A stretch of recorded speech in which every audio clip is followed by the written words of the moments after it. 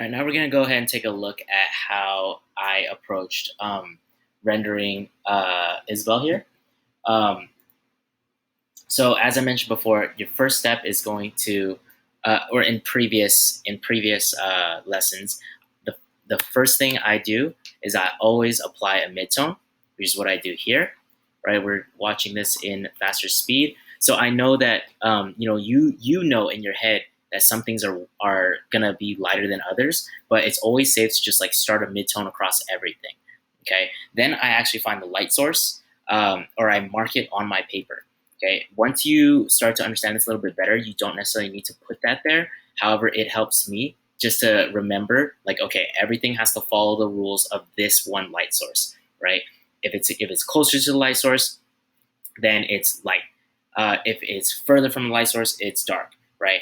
And you can also always just look back at your reference to see um, if you're on the right track. Okay, but in this case, I didn't want to keep bouncing back and forth at my reference unless it was to check my work. Okay, so here we go. After I applied my midtone, I start with my shadows. I start on this side of her head because when I think about shadows, I always start on the furthest side, right? I know that's going to be where it's dark, right? And as I mentioned before, I know that it's this side, like the right side of the ear. However, the head is actually blocking the light from hitting this part of the ear, so it's casting a shadow. That's why it's darker on that side. Okay, same with these like little hair puff things, right? It casts a shadow right here. This is what we were talking about before, right? Where it's further away, so it's a little bit darker. The hairband is black, so I wanted to make sure that that was dark. I added some shadow on the left side here as well. Everything here right now is just shadow, right? Take it in pieces. Don't try to do your highlights and shadows at the same time. So here, this example with the arm, it's very subtle because the light is really bright. But this underside here, right? Because the light is coming from above, the underside of things are going to be darker, right? Not just left and right, but also up and down, right? So if the light was down here in the bottom right corner, then this top part would be in shadow instead. But since it's coming from the top right, right, the top right, everything on the bottom left on this side should be in shadow. Okay, let's keep going. So here as well, this front part of her arm is blocking this inside part of her arm. And also the head is blocking like this part of Isabel's shoulder and her hand. Okay, it's kind of hard to see because the light was so bright there. So I moved it up.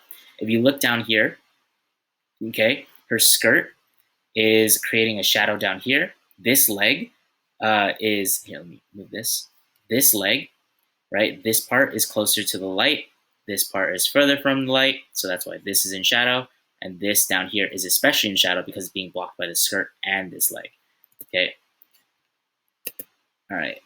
So now I took out the eraser, right? I want to add some highlights. So I took out the eraser and I start to erase the parts that are highlighted, right? Or the places that are especially close to the light, which is going to be things on the right side, right? And some parts of the middle, right? We want it to kind of transition. It's okay if we don't get the transition down perfectly right now, but I did want to show that to you in my drawing, okay? So let me bring it back a little bit. If you notice, where is it?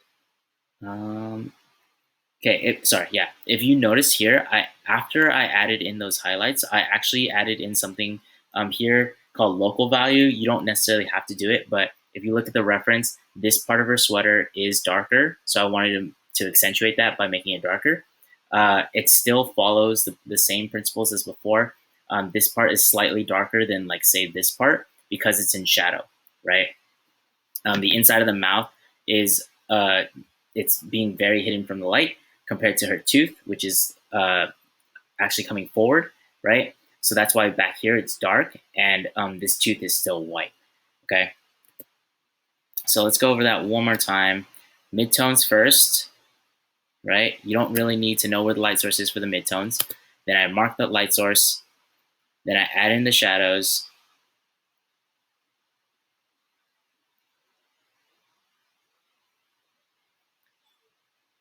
And once I put in the shadows, I take my eraser and I start to add in highlights. Okay. So the highlights is kind of a mixture between the eraser and the pencil because sometimes you want like a light medium. So that's why I erase a part and then I make it a little bit lighter with a pencil. Okay. And that's pretty much how I rendered Isabel.